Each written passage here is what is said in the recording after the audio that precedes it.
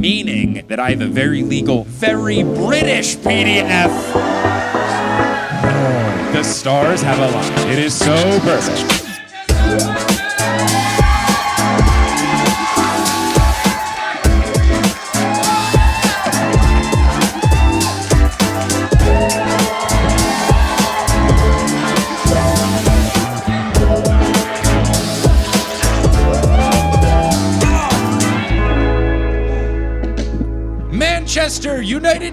Manchester, Great Britain, United Kingdom.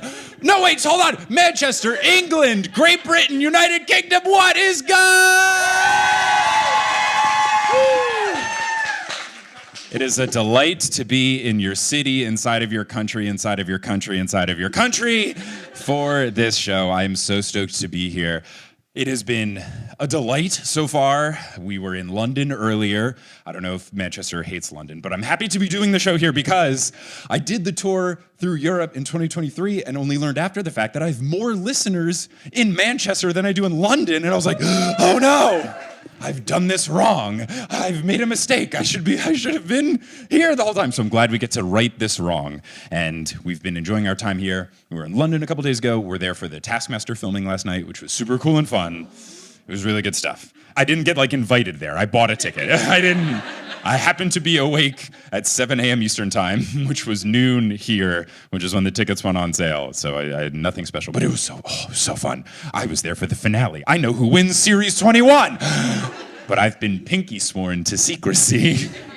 But it was super cool. And then we came up here, and we have a whole day ahead of us in Manchester tomorrow. But we've got a whole night ahead of us here to cover the beginning of the 4th book in the Heroes of Olympus series. And I'm not on this journey alone. I'm never on this journey alone. I am joined by a very special guest, someone who you've heard on the podcast. You've heard on other fantastic podcasts. You may have seen us playing D&D together. And you also may have seen her on West End. It's West End's Beth Eyre. Make some noise for Beth Eyre! How is it going? It's going very well. I'm very excited to be here. I'm very excited to be on the show again and to be in Manchester and to be doing the start of the House of Hades. Yes. Incredible. Mm-hmm. I can't believe I get to start a new book. It's great. I'm excited. It's been really fun. I also, before we continue, we have to, for the podcast people, it's not going to necessarily translate, but for the people in here, I'm so excited with this stage setup. This is so fantastic. The in-between set building, it was so great. The whole team here has been absolutely lovely. And Michelle, when we were organizing things, messaging back and forth, she's like, I don't know, there's going to be a set. It's going to be partially made. And I was like, this is perfect. Yeah, everyone's going to love this. This is the best set we could have possible. I don't know if it's up to your standards. You clearly have not understood my podcast. So this is super duper exciting. So it's so good. Yeah. Now I did have some notes to make sure. Oh, yes, cool. I wanted to make sure I didn't mess up any cool England bits to get at the top of the show. So first, I've paid my respects to Queen Elizabeth by eating Coronation Chicken sandwiches. But I did have a question. Does Charles get a food? Did he get a food? Nothing? Wait, sorry. Did he? Yes or no? A Mandarin trifle? Ooh, I missed that. All right. Not good. Cool. Not good. Good for him. That does not slap as hard as Coronation Chicken, which is fantastic and named well. It didn't catch on, much like King Charles. So it's fitting. The other thing is, I don't know if this is going to be a London-specific joke or if this, maybe folks have been there before, but we were taking the Hammersmith and City tube line, and it's the first time I've realized why the tube is called a tube, because it was just one big train with no doors in between. Kelly and I got on, and when we got on, the way that our plane and transfer and everything worked, we were at the first station, so it was before it goes anywhere, and it's straight, and you could just see all the way down, and I was like, whoa, it is a tube! Oh, I get it! So it was fun. And then I have been laughing at all of the stops of the different public transit, just how British they all sound. Hammersmith and City is pretty British as well, but I saw a bus that was going to West Brampton?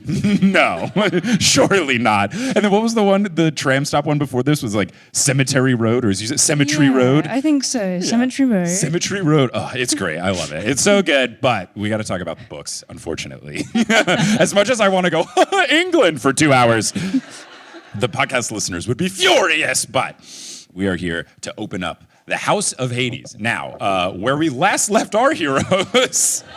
Woo! Percy and Annabeth have tumbled into Tartarus, and then the other folks are wondering, oh my goodness, what the heck is going on? And that is where we are. But wait, I got to ask you the guest questions. Is this only your second time on the show? It's my second time on the show. So what cabin would you be in? Ooh, okay. So I've done one of those online things, and it did come up as House of Hades. Oh, ooh. Yeah, and I think maybe that probably fits to some extent. I see it. I definitely see it. I don't want to just bleed out Antigone fun I know, onto right? you as the human, but they do. Based on your style when we're playing D&D as well, I feel like House of Hades fits because you have no tolerance for riffraff when we're playing. When they're annoying villains, you're like, can we just kill them, please? So Just cut to the killing. I see it. Yeah, I think okay. it's pretty right on, yeah. Yeah. Okay, cool. Well, we've got that settled. Now we can go into chapter 1, which is called Hazel. We'll obviously retitle it. So I did not anticipate Hazel being the first narrator. Right, I was really wondering what you would be expecting, who Yeah. you're expecting to hear from, and how you feel about it being Hazel. Yeah. So I like it being Hazel because I didn't realize until I had almost finished book 3, someone pointed it out on the subreddit, that not everyone gets to be a narrator in Mark of Athena. There's only 4. It's only Percy, Annabeth, and Leo, and Piper. So for it to be Hazel, I was like, that's good because we haven't heard from her in a while. But someone did ask me at the end of the show when we were cleaning up in Providence, the live show that we did to finish Mark of Athena, someone asked, who do you think the next narrator is going to be? And my guess was it would either be Percy, and the opening line would just be like, what?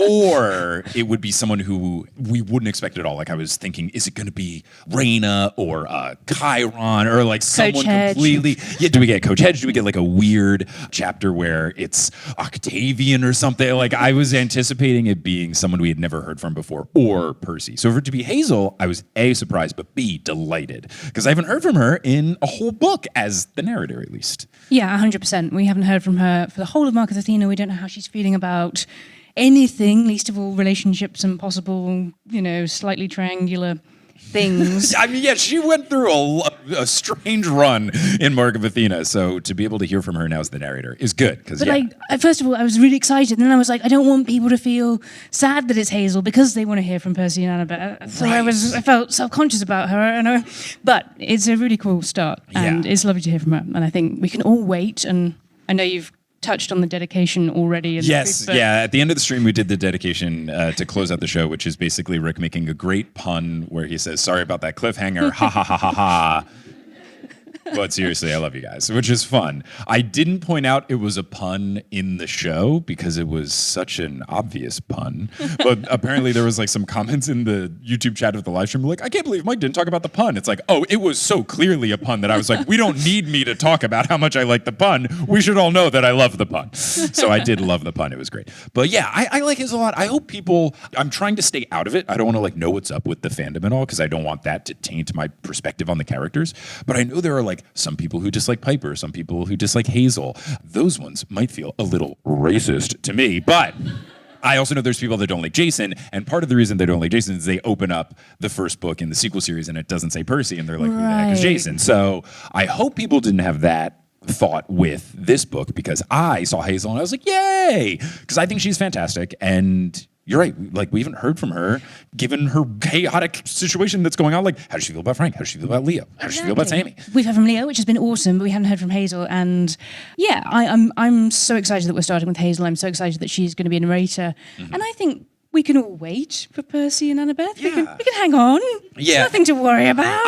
I also think maybe that's the reason why I'm so okay with like welcoming in these other characters is because I am coming to the series late and I know that there's another 5 books, which I'm pretty sure Percy and Annabeth are in. And then there's 3 other books that I know Percy and Annabeth are in. So I'm like, I got 8 more books of those nerds. Yeah, we're fine. Like, give me these other people. They might die at the end of this series. I don't know. So like, give me them while I got them. Well, this is the terrifying thing, right? Who might die? I know. As I've said, so I'm so far ahead of the podcast at this point. We're recording this one on September 19th. I think this episode's coming out in February because Mark of Athena will end the first week of December on podcast feed, and then the show will come out, and then we'll do this after the show. So it's going to be a while. Could even be March if I do other episodes. Who the heck knows? So you all are time travelers tonight. But I have been saying in episodes that haven't come out yet, and I'll just close my eyes and not listen.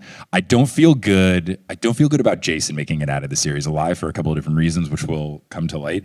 But I famously have been worried about Hazel and Frank because they both have like things that make their death either soon coming, like Frank with the stake, or more palatable with Hazel. It's like, she already had one run. So, I could very much see where I'm at currently, because the whole thought is we need to have someone on the other side of the doors of death. I could see a situation, because I think they said it at the end of book 3, like someone has to lock it from the other side. Yeah. I could see that being Hazel, because she'd be like, no, it's okay, guys. Like, I already had my life and death, and now I'll be with my dad. Close the door. It's okay. Yeah. Wouldn't she be left there? I know, but it's okay. Like, I could see it happening. So. Okay. Anyway, let's talk about the chapter. So it opens, and I just wrote my notes Hazel because I saw Hazel. But it opens with, quote, during the third attack, Hazel almost ate a boulder. And I was half angry, half delighted, because in medias res is very fun, but also I was like, I need to know everything that happened since the end. And I'm also in a unique position where I didn't have to wait a year for this book to come out. And so people are reading this when they actually drop. You read it, you have to wait all this time, this cliffhanger where I'm like, oh wow, what an ending. Okay, so anyway, like I literally started reading it the next day. I got home from the show in Rhode Island, and then that next day I went to the park with my daughter and read some of the book. So I didn't have to do anything. What do you guys mean it was a bad cliffhanger? Hey, just open the next book. Did you go straight from 3 to 4? Same kind of thing? I did, because I was reading Mark of Athena to keep up with you, and then not knowing this would happen, I just plowed through. And so, you're sort of thinking, are you going to mention Percy at any point? Not yet. Keeping us waiting. Rick's keeping us waiting. Yeah, that'll be fine. So, opens with this thing about her almost eating a boulder, and Hazel wonders how hard crossing one mountain range can be, and then Nico rushes over to alert her that they are being attacked again. Keyword being again. This is not a new phenomenon. So Hazel looks over the railing and she thinks, why is the moon coming at us? And then she has to hit the deck as this rocky sphere almost crashes into her. It does crash into the foremast. That's where Nico was, I guess, in that little, like a crow's nest type scenario. So he falls down to the deck, and then Hazel rushes over to him to make sure he's okay, and thankfully he is okay. So then they look over the edge, and they see that they are passing the peak of a mountain, and on top of that mountain is a mountain god. And Hazel, as the narrator says, quote, one of the Numina I took Latin in high school, I should know this better. One of the Numina Montanum, Jason had called them, or Ori in Greek, whatever you called them, they were nasty. Now, Ori, we had them in The Lost Hero, right? I feel like Ori was coming. So was Enchiladas in Ori? Or who was in Ori? Oh, Dylan? Oh, the wind one? I thought that was Aventus. Yeah, but the Ori, I was like, this is definitely a name.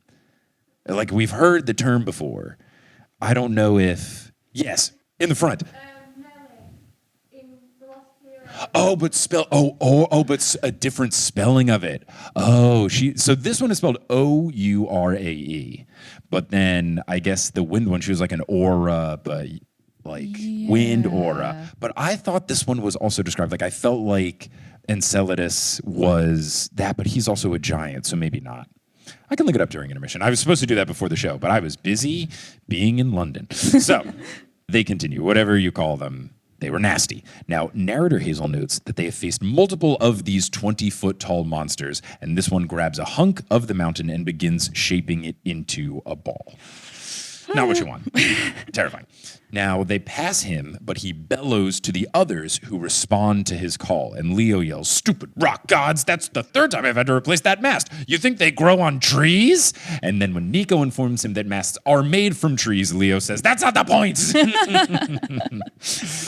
He then uses, and this is a great hello fellow kids moment from Uncle Rick, he uses the Nintendo Wii stick. It's a Wiimote. Come on, Rick. The Nintendo Wii stick to summon some spheres that fly off, spraying Greek fire to fend off these mountain gods. So then these spheres do hit the Numina, but they respond by throwing more rocks. So Nico tells Leo, we got to get out of here. And then they zoom off and they retreat northwest. And that's apparently what they've been doing for the past 2 days. Yeah, failing to get across the mountains and going further and further up, trying to find a way through. I think that Leo's device, it actually sounds quite fun here, even if it doesn't work, because once the spikes, they unleash helicopter blades. That seems pretty cool. Yeah. Like, even if it doesn't actually help, it's quite impressive. Well, I thought that it was like it sprouted helicopter blades and then flew and then hovered over the guys. So yeah, I guess you're saying like it did do the thing of hitting them with the fire, but it didn't do the thing of making them not throw rocks at us. No, they not as responded such. by throwing the rocks. Yeah, it is cool. It is good to see the sphere plan working, like utilizing the spheres, which was his plan. It's good. It's going off. So cool. Good for Leo. Now, Hazel thinks that she can only relax when they leave the mountains, and she looks out over the rolling Italian hills, and she's reminded of Camp Jupiter, which is quite the compliment to California. But no, it's hilly in that part of the country. It's nice, but to compare it to the rolling hills of Italy, high praise. She thinks that even though it was only her home for 9 months, she misses it more than New Orleans, and she for sure misses it more than Alaska. So yeah, that checks out. She misses the simple things about Camp Jupiter, though. She just wants to stroll through New Rome with Frank. She wants to just be a normal girl for once, but above all else, she wants to feel safe. She hasn't felt safe in so long. And yeah, if you are constantly on edge and anxious about something for months and months of time, I can totally understand wanting to just be able to slump back and relax. And I feel like this idea is coming out more and more the last couple of books, the idea of the demigods sometimes being like, maybe it would be nice to just have a normal life occasionally and do normal things. And what would that feel like? Yeah. To not be fighting for your life all the time. Right. And she says with her sweet, caring boyfriend, Frank Zach. So sweet. Yeah. You're getting a little into like the superhero territory of like, I would love to just kind of take a break a little bit. You see this a lot with Peter Parker and Spider-Man. So I get it. And it's something that came up towards the end of Mark of Athena when Percy is thinking about Luke and he's thinking, oh, I can kind of see, because now he's the same age as Luke at the end of the book, he's thinking, I can see how Luke grew so bitter because time and time again, Percy's been the pawn of the gods. So we're getting like the new phenomenon of the demigods getting older and getting more tired, and part of it is I would love to just be normal. And Percy's all, what if we retired up in New Rome, Annabeth? And it's a new fun dynamic that these books are getting into. Is like, yeah, you know, we're saving the world, but it's like now we're saving the world for the 8th time or the 9th time. These kids are tired. They want to take a nap without evil dreams all the time. Yeah. So Leo declares that this recent fight with the mountain gods was, quote, sucktastic.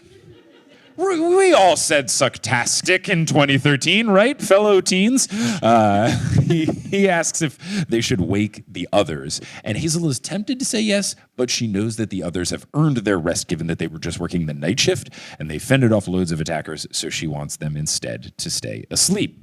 As the narrator, she says, quote, a few weeks ago, Hazel wouldn't have believed anyone could sleep through a Numina attack. And I just wrote my notes, a few weeks? I need to know what's happened in these weeks. But now she gets it. She sleeps like a rock anytime she is allowed to sleep, so she understands how the rest of the crew is still dozing. Hazel says that the others need their rest, so they need to formulate a plan on their own. So Leo starts thinking, and narrator Hazel notes that Leo has been acting, quote, angrier and more driven than ever, which kind of checks out given the last chapter of Mark of Athena, where he seems partially like he feels like he is to blame because of the fortune cookie, which I think is him just being too hard on himself. I don't think that's why what happened. So he's got that kind of fueling his energy here. And then he does still have that lingering, I'm the seventh wheel, I got to prove myself. Yeah, I hate that for him.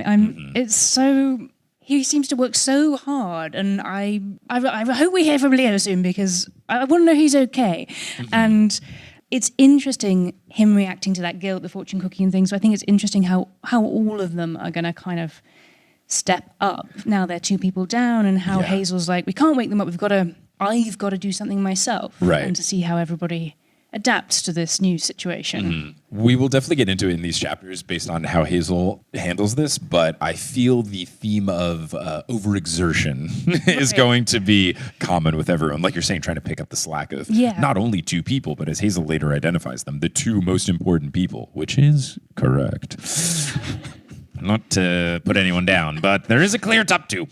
So he's acting angrier and more driven than ever. Hazel welcomes this change for Leo, though, because when he is too jovial and smiley, he looks too much like Sammy. It's too weird for her. And this is good. Like, as the narrator, it's nice to see her thoughts on this. And the narrator also does a great job of catching the readers up to speed in a way that doesn't feel like you're just getting a summary of the last book. Even this little blurb about the whole Sammy Leo of it all ends with, ugh, why did her life have to be so complicated? Love it.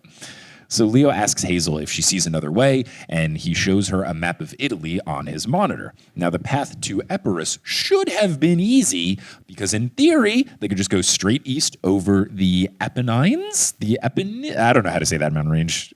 I think that's right. Sounds good to me. I'll get a comment about this in March. So then they would go over the Adriatic Sea. Should have been easy. And there is a fun note during this description where narrator Hazel calls Hades/Pluto the world's worst absent father. Very fun. Now, unfortunately, the mountain gods attack them every time that they tried to cross the spine of Italy. They keep inching north. They're looking for a safe passageway through, but no luck. They can't find a safe way through. Hazel tells Leo that it's her and Nico's fault that the Numina are attacking them because they can sense children of Hades/Pluto, and narrator Hazel lets us know that Nico is getting better, but he still looks rough. So still in the recovery, even though it's been a couple of weeks. Now, we also get a fun age reminder. For me, at least, is very helpful. He is 14 and she is 13. And she's making this comment that also includes the fact that, yeah, he's 14 and I'm 13, but not really because of blah, blah, blah, which is a great way of somehow this was someone's first book, which it always had. Every time I bring this up, I always get an email where someone's like, yeah, God, it was my first book. So there is definitely at least one person out there who started with House of Hades. And you know what? Amazing. My hat's off to you. So then we get a little bit of backstory. But then narrator Hazel says, quote, judging from what Nico had told her the night before, their biggest challenge was yet to come when they reached the House of Hades, a challenge he'd implored her to keep secret from the others. Classic Uncle Rick. But great, yeah, we're half of one chapter in and we already have some big secret that we don't know. I love it. Sign me up. What do you think is going on? Ooh, that's good. Let's see. I didn't even think about this. So a challenge when they get to the House of Hades, a challenge. Oh, man.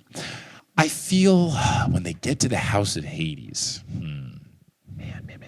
I guess it would feel like a prerequisite to getting to the doors of death. And I feel like it could be the kind of thing where it's so daunting, he doesn't want people to be discouraged. Like, if they know what they have to do when they get to the House of Hades, they might not want to go through with it because it seems impossible. So he's thinking, let's just make the quest get to the House of Hades. Then once we're there, now we will shift to opening the doors. Whereas otherwise it would be like, oh, we got to do this to get to the doors. So I could see that being the situation. Yeah, just cross that bridge when we come to it. Let's get there, Yeah. see how that goes. And she brings it up again, so I might revise my prediction, but that's where I'm at right now. But I wrote on my notes, okay, yeah, but we're the readers, not others. You can tell us, right? Keep it secret from the rest of the seven, but you can let us know. Come on, tell us what's up. Nico agrees with Hazel's statement, explaining that the earth spirits don't like the children of the underworld since they get under their skin, literally. Yay, Nico. Oh, the pun? Come on, I love it. He does add that they probably also could have sensed their ship from miles away since it is carrying the Athena Parthenos, which is basically a homing beacon of, hey, there's some demigods here. So not a stealthy operation they're really doing on the giant trireme. Leo's trying to think of what to do to avoid the mountains. Hazel suggests sailing around the southern tip of Italy via the water. Nico says, it's a long way, and we are without our best water boy, Captain Saltwater, so maybe not the smartest plan, which I agree with. They had a hard enough time going through this water when Percy was there, that without Percy, I wouldn't do it. I wouldn't risk it. Yeah, absolutely. It was pretty scary last time, and now he's not around. But this is our first Percy mention, right? This is the first time we've been like, yeah, that thing that happened. Oh, My no. old pal. Yeah, he's mentioned. Hopefully doing all right. I am assuming that we will get at least one of Percy and Annabeth as narrator, and it will be very fun. Like, I do want to hear what's up with Percy, but I kind of want it to be like way later. Like it would be so fun if we get a good chunk of this book and it's not till like chapter 12 because we're going to have these four with Hazel as the narrator. I don't know who will be narrator number 5, but if it is Percy or Annabeth, I'll be like, okay, cool. But if it's not, I'll be like, ooh. It's kind of a win-win. So how many narrators are you thinking? Oh, interesting. I would guess, let's see. I'm going to say we haven't heard the last book from Jason, Frank, and Hazel. Yep. So I'm going to guess 5. I'm going to guess that it's Jason, Frank, Hazel, and then Percy and Annabeth. So I think we'll get the rest of the 7. Could be more, could be less, I don't know, but that's my guess. I love you asking me these questions. This is very fun. This is good because there's lots of speculation to be had. So Hazel asks if they can continue north, thinking that eventually there's going to be a break in the mountains. Leo starts fiddling with an Archimedes sphere, and Hazel, as the narrator, lets us know that they make her incredibly nervous because since they can do so much and it's all these different clicks, she's afraid that one wrong click could turn the whole boat into a giant toaster. And I love that that's the first thing that she thought of. I know. I guess toasters were around when she was young. It wasn't like some new technology to her. So he gets the sphere to grow a camera lens that projects a 3D image of the Apennine Mountains above the console. Leo says that he doesn't see any way through, but he likes this idea better than going back to Rome. Everybody's on board. Everyone's like, yeah, Rome was awful. Let's not go back to Rome. Nico says whatever they do, they must do it quickly to save Annabeth and Percy. First Annabeth mention. Hey. So then narrator Hazel explains the general plan to the reader with the doors of death, people on each side, opening them. And then she ends this with, quote, yes, ... nothing could go wrong with that plan. So fun. So then Nico looks down at the Italian countryside with disdain. He then suggests that maybe they ought to wake the others since this is a decision that will affect everyone, but Hazel insists that they can find a solution without doing so. And I wrote in my notes, why is she so insistent? And then narrator Hazel goes, she wasn't sure why she felt so strongly about it. But since leaving Rome, the crew had started to lose its cohesion. She explains that it all began when they lost Percy and Annabeth, quote, the 2 most important members. And yeah, I agree. Do you agree? I agree. Well, I think everyone's important, aren't they? I mean, the next line, she calls Percy the backbone of the group and Annabeth the de facto leader and the smartest person in the group. And also like, yeah, you've kind of clocked it. You know, we're all bringing different things to the table, but those are the 2 you really don't want to lose. But if you are the reader, and I hope that people have the same perspective, obviously I was sad when they fell into Tartarus, but also I was like, hell yeah. Like, if anyone's going to fall into Tartarus, it has to be those 2. It has to be those 2. That's the most fun. Like, I would have been bummed if it was 2 other, you know, like no disrespect to any of the 5s, but if it's like Jason and Frank down there, I'm like, okay. Well, like, Percy and Annabeth, one part of it is I'm like, okay, they're going to get out of there because they're going to be fine. It's Percy and Annabeth. But then the other part of it is like, oh my God, like there's going to be so much. Like, first off, they're very capable, so they could do it. There's the romance angle of it all. Like, there's so much. So like, as someone who's invested in the book being really good and who has the safety of knowing they're going to be fine from plot armor purposes, like, yeah, Percy and Annabeth are the best people to have down there. no, you're right. It is very exciting. It is. Hell, yeah. Yeah. Well done. So Hazel believes that if she wakes the others, an argument will break out. They'll feel worse about their chances. It would just be bad vibes all around. She wants to make Annabeth and Percy proud of her by taking initiative. So this is where I wrote in my notes that this is the book of everyone overexerting themselves. And then narrator Hazel, who is clearly a recent graduate of the Chiron School of Plot Protection, says, quote, she couldn't believe her only role in this quest would be what Nico had warned her about, removing the obstacle waiting for them in the House of Hades. She pushed the thought aside. So yeah, the removing the obstacle. So this is, I guess, along what I was saying, like, it's something hard when they get to the House of Hades, but specifically if it's an obstacle waiting for them in. Yeah, I think there's still an obstacle to the doors of death. There's something that they have to do in order to access the doors. And it's something that is either really hard or something that's just like an uncomfortable situation. I don't think this would be like the example of someone has to get left behind. Like, there's either an arduous task ahead or an arduous decision to make. And I think they don't want to squash the vibes by, you know, letting them know what's going down. So that's my thought. And no one can say anything because we have installed, as part of the set design, trapdoors in everyone's chair. So she wants to do more than just remove this obstacle. Hazel says that they need some creative thinking to either get across the mountains or to hide themselves from the Numina. So I thought, ooh, a disguise. That can be very fun. And Nico says that he would shadow travel if he was alone, but he can't do it for the whole ship. Leo says that he can make some sort of camouflage to hide them in the clouds, like a smoke screen of sorts, but he doesn't sound confident in this plan, so they're still trying to think of what else they could do. Hazel looks over at the fields below and thinks of her dad. She thinks her one meeting with him that she had didn't go super well. And then Thanatos told her that him largely ignoring her is probably in her best interest so that she can have this second life. Even despite the bad meeting and the warning that you don't want to be around this guy, she decides to pray to him for guidance as to how to find his temple, the House of Hades, in Greece. Interesting.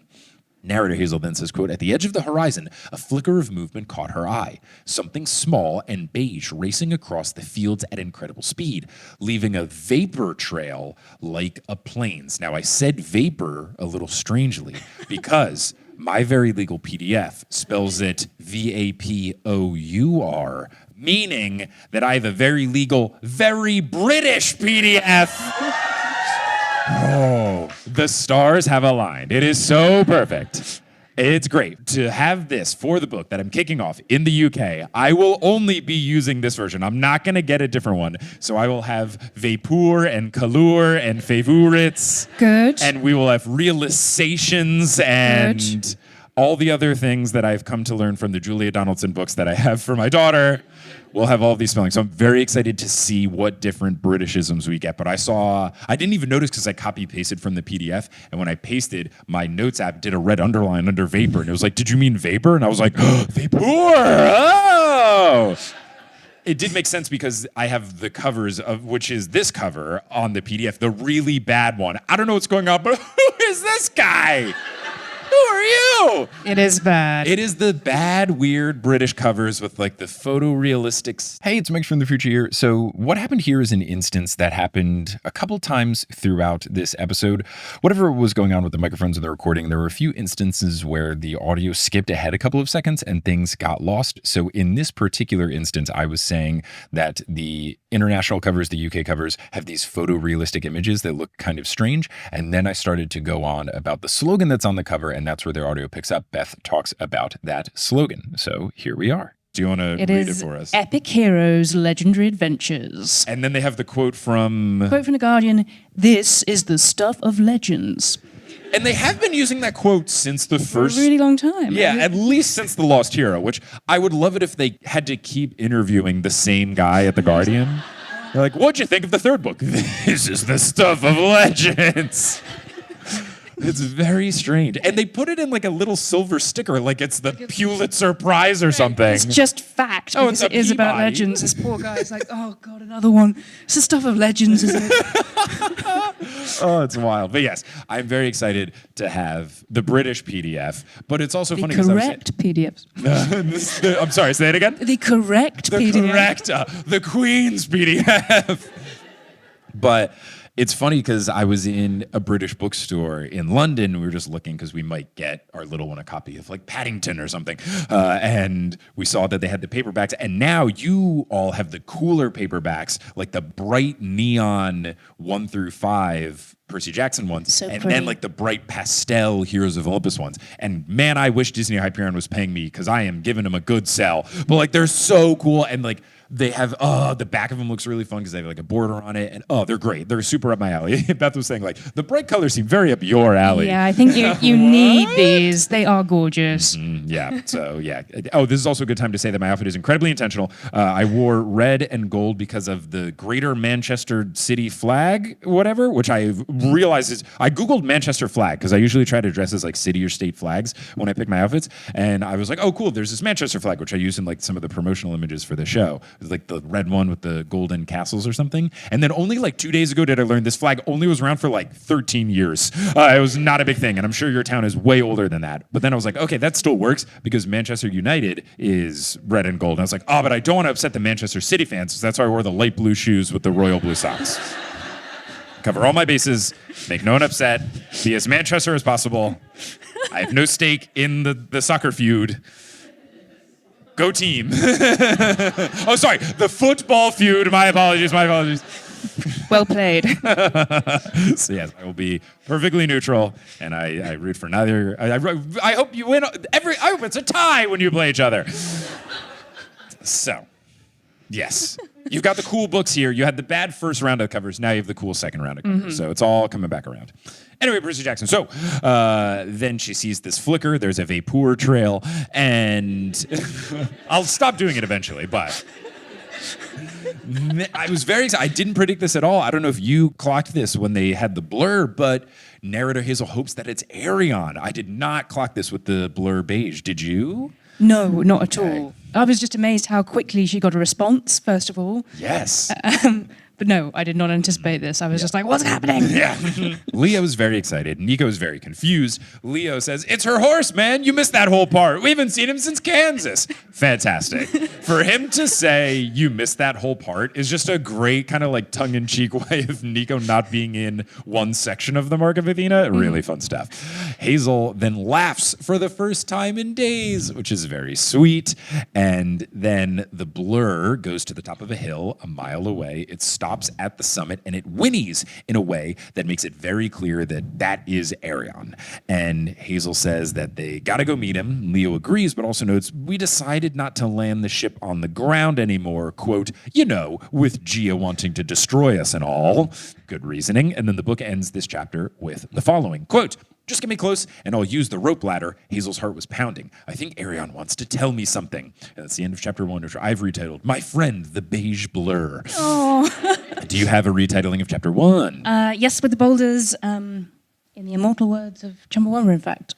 I get knocked down, but I get up again. Amazing. Amazing. I love that. Is Chumbawumba, are they British? Yes. Okay, that makes sense. That's fun, because then you have to call them Chumbawumber. Because you add R's to things that don't have R's in them. What are you calling them? Chumbawumba. But you call them like... Chumbawumba. Oh, okay. Yeah. Is it? But if you were, when you said it was more of when you're like, Wumber. I don't know. Like the British thing where you add an R when there aren't R's and you delete an R when there is an R. I see. Yeah. I love it. Language. So we'll now do chapter 2 because it's super duper tiny before we break for intermission. It's also called Hazel. We'll also retitle it. It opens with, quote, Hazel had never felt so happy. Oh, does Chumbawumba mean anything? Or is it just like nonsense words? I think it's nonsense, but I don't know. Just nonsense? It's just like a cool sound?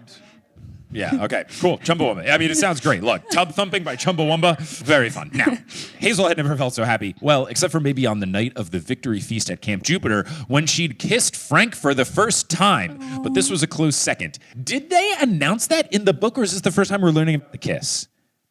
First time, we think? Okay, yeah. Because I feel like we were there for the fight at the end of book 2, and then we were there for the aftermath in the beginning of book 3. I know that they had the thing where they like basically started dating at the end of book 2, but I personally didn't remember a kiss. So this felt like new fun information for me. Yeah, I think you're right. Okay, maybe I'm wrong. If I might find out in March of next year. Now, once Hazel reaches the ground via the rope ladder, she runs up to Arion and hugs him. We get a note that he smells like sea salt and apples. It smells so nice. I think that's nice. I've had an apple by the ocean, and I wasn't grossed out by it. Yeah, sea salt and apples is good.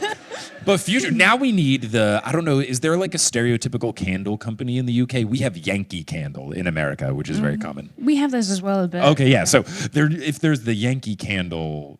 if they collab with the Percy Jackson universe to make Arion, which smells like sea salt and apples, is right there. It's right there. And then they could do a chocolate chip cookie one, but make the wax blue. It's right there. It's right there.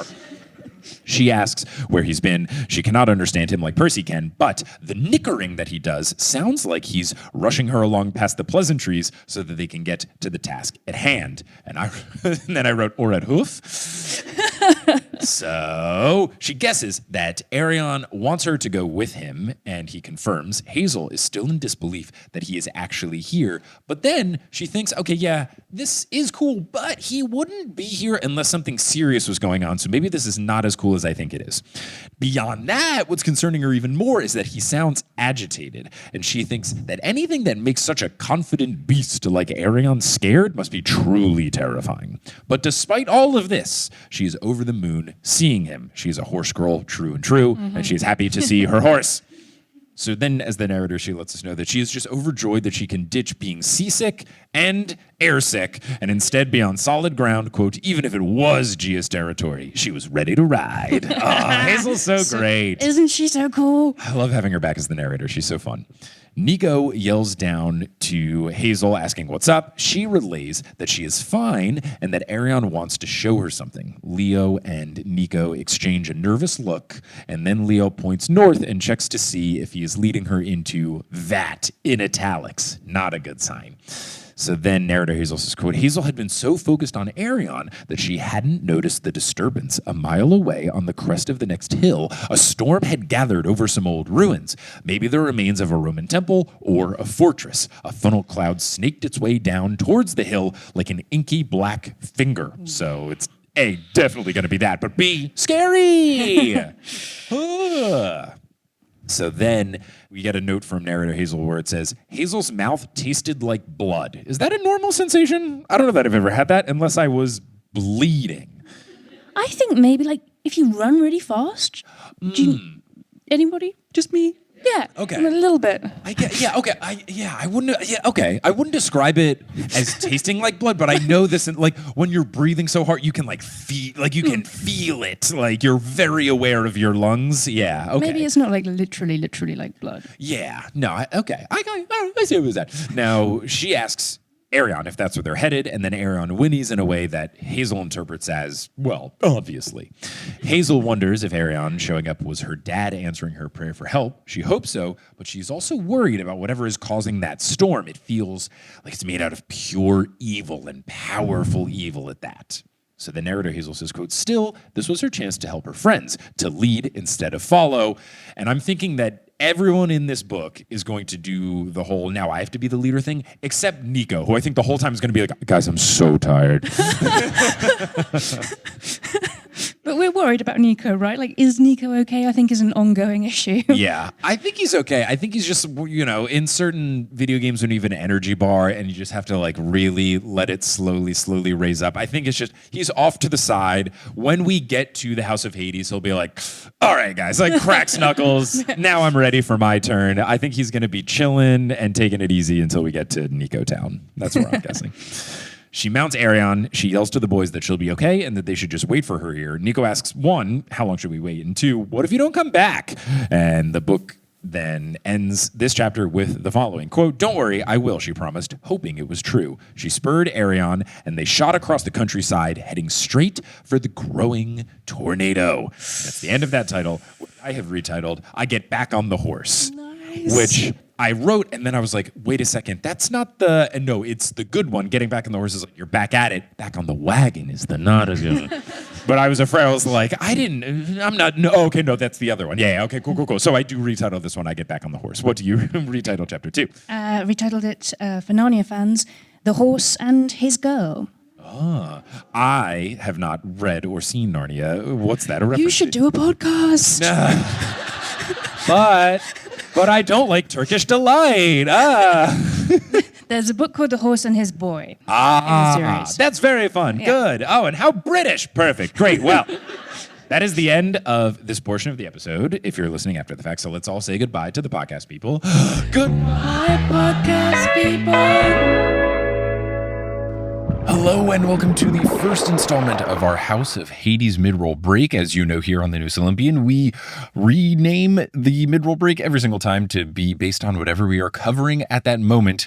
So for the House of Hades, we will be calling this mid-roll break the House of Headlines. Shout out to Natalie Bates, who sent this one in, a lovely suggestion, and it came about while I was doing Q&A for one of the Australia shows. I believe we read this email, and I don't think it was from someone in the crowd, but I do think we read it on stage. And everyone very much enjoyed it because it is very good. So you will hear later in a future episode the discovery of this. But yes, we've got the House of Headlines here for the fourth book in the Heroes of Olympus series. Thank you so much, Natalie, for sending in that suggestion. Now, what are the updates? So I'm coming to you from my closet in my not childhood, but teenage-ish-hood, my parents' place, Barb and Joel's in Texas. We moved here when I was 14. So that closet, I was going to have a mid-roll break where I had recorded it. I recorded the whole thing. Maybe I'll put it up on Patreon for fun. I recorded a mid-roll break in the gate area before we boarded our flight. And I thought I was going to have that and then finish the episode on the plane and then upload it. But that whole plane ride did not have Wi-Fi. So instead finished up the final parts of the episode here and figured, why don't I just use my proper microphone instead of my cell phone audio with a bunch of announcements about people needing to go to their flights in the background. Fun thing that the Auckland airport did is when a flight would get down to where people were late and stuff, it would say something to the effect of, would the 5 remaining passengers on whatever airline flight, whatever number, please report to gate whatever. The plane is ready to board and all the passengers are waiting for you. Like guilt tripping people. It was delicious. But anyway, here's the higher quality mid-roll break. Let's talk about updates. So first, shout out to everybody who came to any of the shows that we did in Australia and New Zealand. All 7 were an absolute delight. The energy in every room was so much fun. I had such a good time. Thank you all so much. It was so delightful. So delightful. And I'm glad to be continuing to do shows back in the US. We've got a show in Vienna, Virginia on March 15th, and then got a bunch of shows in April, including shows in Denver, Colorado, and Berkeley, California, and then Raleigh and Charlotte, North Carolina, and Atlanta, Georgia. And I'm in talks with Boise, Idaho, a venue there, about adding a show for April 11th. It would be a matinee. Don't have confirmation yet, but you can at least pencil that in. And if you really want to be up to date about this stuff, 1, listen to Mid-Roll Breaks. 2, follow @Olympian on Instagram, because once tickets go live, I post things there. And 3, if you really want to be up on the loop and all of that, go support the TNO Patreon. Because if you go to the Patreon, I usually post director's commentaries, and often there I will talk about in real time where I'm at with adding shows and stuff like that. So that is available to you. And speaking of the Patreon, I am now planning, now that I'm not touring and going all over the place and traveling and being international and blah, blah, blah, and now that TV show stuff has cooled off, though I am scheduling some interviews, I am excited to be posting more stuff to the Patreon. I know I've been slacking. I really appreciate everyone's patience and understanding, but I'm going to be posting more stuff. I have some new ideas for content that I'm very excited about, so check that out there. And of course, speaking of the Patreon, I want to give a shout out to the folks who've joined the Patreon most recently. So shout out to our newest God tier patron, Chelsea Bone, and shout out to our newest Demigod tier patron, Apollo is Hot. Apollo, is that you? Thank you all so much for your support. May Demeter bless you that if you leave your apartment for months and months, that your plants do okay. We tried our best. We had neighbors watering our plants. Who's to say what we see when we get back to our place in New York City? Now, for all caught up in the News Olympian and you're looking for some new content to consume, you're in luck, because I make a whole bunch of podcasts and I think you would enjoy those podcasts. One of the podcasts that I make that I think you would really enjoy is Professional Talkers. Professional Talkers is a podcast that I co-host and co-create with Sequoia Simone, who you know from TNO. And on this podcast, we give advice about how to navigate awkward conversations. It can be things such as small talk at a party, or how to talk to your boss, or breaking up with someone. We bring in experts when we want someone who's more knowledgeable on a subject than us. So we've done how to talk to that relative at Thanksgiving with Jeffrey Craner. We did how to talk to someone who you don't like, but they don't know that you don't like them. We had a more succinct title for it with Sal Tamarkin. We're doing an upcoming one about finance. So lots of good stuff there. Listen to it wherever you get your podcasts by searching for Professional Talkers. Now, unless you're listening on Patreon or get access to ad-free episodes, you're going to hear words from a few sponsors to make it feasible for me to be a full-time podcaster. Some of those ads will be read by me, and others of them won't be. The ones that aren't read by me are inserted locally. So if you live in Russia, don't be surprised if you hear an ad in Russian. But once those ads are complete, we'll get back into this episode of the News Olympian. Hope everyone had a good intermission. I missed you all so dearly. Okay. I've heard we've had a fun trouble where we keep running out of signed posters and I have to keep signing more. What a great problem to have. Thank you all so much. I have signed more. There's even more. If you didn't get yours on the way out. So we are now going to be covering the remaining chapter that we had to do, chapter 3, and then we'll do Q&A, which will be very fun. One important note is that I was so caught up in prep for the show and everything, I didn't finish putting on all of my accessories. You may have seen that I've added my calculator watch, my college ring, this friendship bracelet, which is intentionally half red and half blue. to not upset the football fanatics out there. And then my grandma's chain. So now, in full form, people listening are like, wow, Mike sounds more complete. But honestly, I was just so excited to eat Percy fizzing pigtails backstage, I didn't put on my accessories. So we are going to be continuing on, and we're going to do chapter 3, which is called Hazel. We'll retitle it. So let's get into it. It opens with, quote, "The storm swallowed the hill in a swirling cone of black vapor." I said I would stop. Very normal way of saying vapor. Very normal, yep, vapor. Arion then charges straight into it. So, oh boy, here we go. So Hazel is at the summit, and it feels like she is in a different world, one devoid of color or color. There are walls of this storm, and they're black. The sky is gray, but gray with an E, not gray with an A. The ruins are glowing white, and even Arion looks like he is a dark shade of ash. Scary stuff. Very atmospheric. Indeed, puts you in it for sure. So then they are in the eye of the storm. Hazel's skin tingles like she was just rubbed with rubbing alcohol, which is one of those things like you read a book and you can feel it, and I almost got goosebumps, or as you call them, goose pimples, right? No? Whoa, okay, sorry. On an episode of Taskmaster, one of the tasks... Oh, wait, okay, so it's a regional divide? Oh. Okay, so there's different parts of the country, all different things. I don't even know what you said, but something offended the people in the front row. But goose pimples is not necessarily here. You call them goosebumps? Okay, cool. But yeah, I believe on a Taskmaster one, there was a task that was to get goosebumps, but some of the people called it goose pimples. And I was like, It's one of those things where like both terms are very silly, but you want to be like, goose pimples? How silly. Goosebumps is so much more normal. Silly. So that was one of those things. You read it and you can almost feel it. Like it's such a vivid, unique description. Yeah. Now, in front of her is an arched gateway with mossy walls that leads into some sort of enclosure. And she can't see inside this enclosure, but she feels the presence of something inside of it. And it has this magnetic pull, like it's almost an irresistible pull, like she wants to go in. But nevertheless, she is able to hesitate, and she reins in Arion. So she's fighting back, which is good. Wherever Arion steps, the ground turns white like frost, and it reminds Hazel of the Hubbard Glacier in Alaska, and it also reminds her of Arachne's lair. So Hubbard Glacier, more of the turning white, Arachne's lair, more of it like crumbling underneath. But even the glacier also eventually broke underneath them, so she hopes that this ground doesn't break beneath them like those other two grounds did. Now, she tells Arion that they should enter, and her own voice sounds like it's been muffled. It's almost like she's saying it into a pillow. And then narrator Hazel says, quote, "Arion trotted through the stone archway, ruined walls bordered a square courtyard about the size of a tennis court. 3 other gateways, one in the middle of each wall, led north, east, and west. In the center of the yard, 2 cobblestone paths intersected, making a cross. Mist hung in the air, hazy shreds of white that coiled and undulated as if they were alive. A very creepy visual."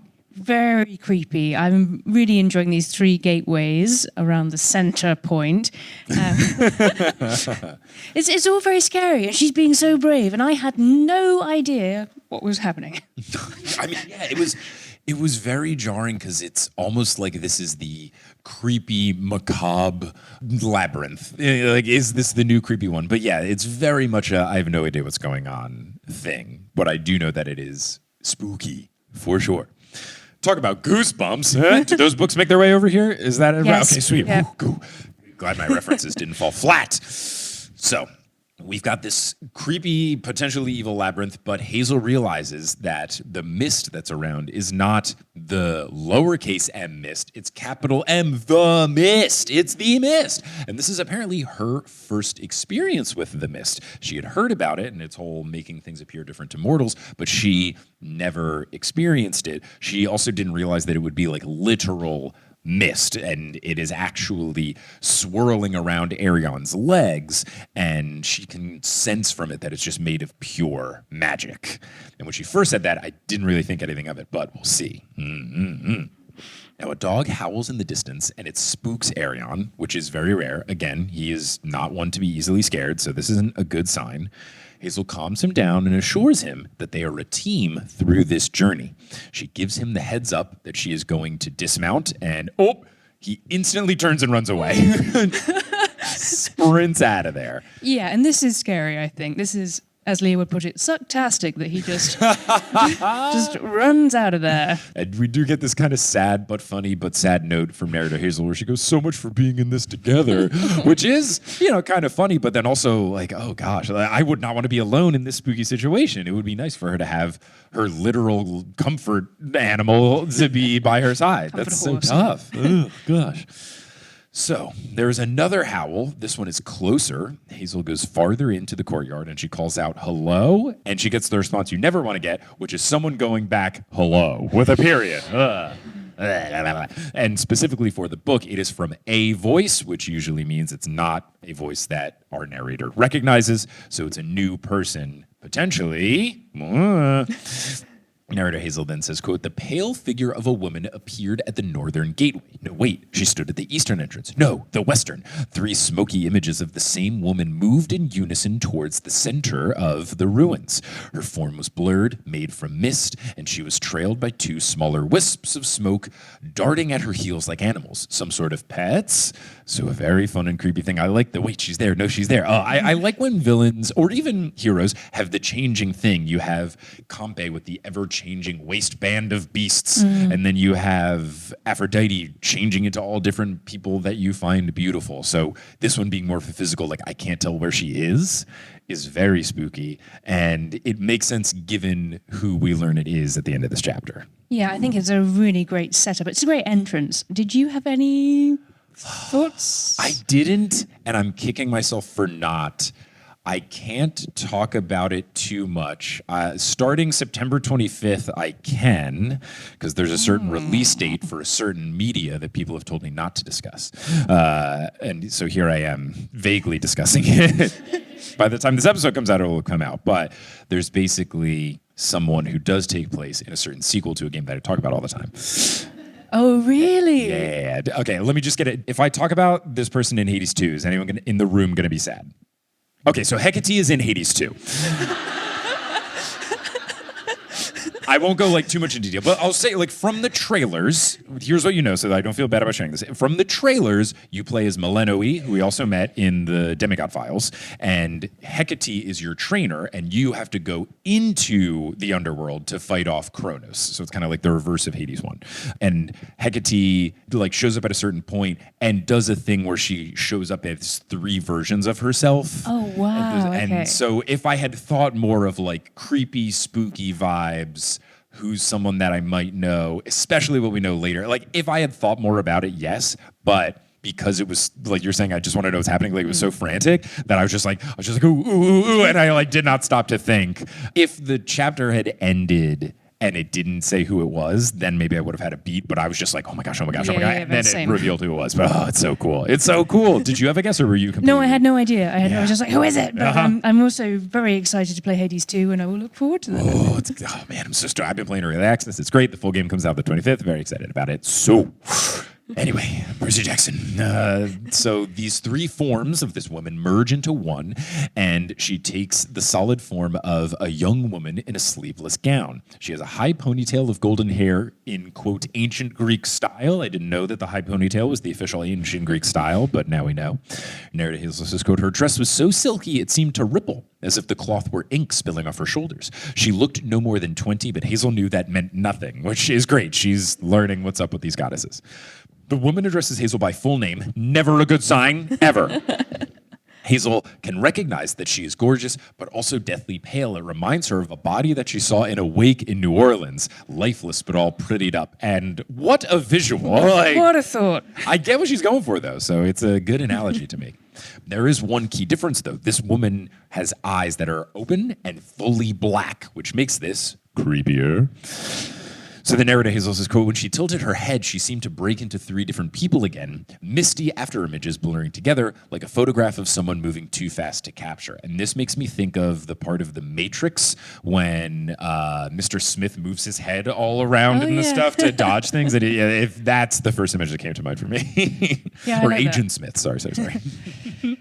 So then Hazel asks who she is, and she's gripping her sword while she asks that. She knows that this is a goddess, but she wants to know which one. The woman responds, let me give you some light. And the book ends the chapter with the following quote. She raised her hands. Suddenly, she was holding 2 old-fashioned reed torches, guttering with fire. The mist receded to the edges of the courtyard. At the woman's sandaled feet, the 2 wispy animals took on solid form. One was a black Labrador retriever. The other was a long gray furry rodent with a white mask around its face. A weasel, maybe? The woman smiled serenely. I am Hecate, she said, goddess of magic. We have much to discuss if you're to live through tonight. And that's the end of chapter 3, which I've retitled Mist Connection. That's so good. And also, what I was going to say, goodness, I'll use Wait, is that what you had? literally. Yes, good. Yes, Mist Connection. Yay, puns. We did it. Hurrah. You don't have to pick another one. We just, look, it's so good. Perfect. It's very, very good. Amazing.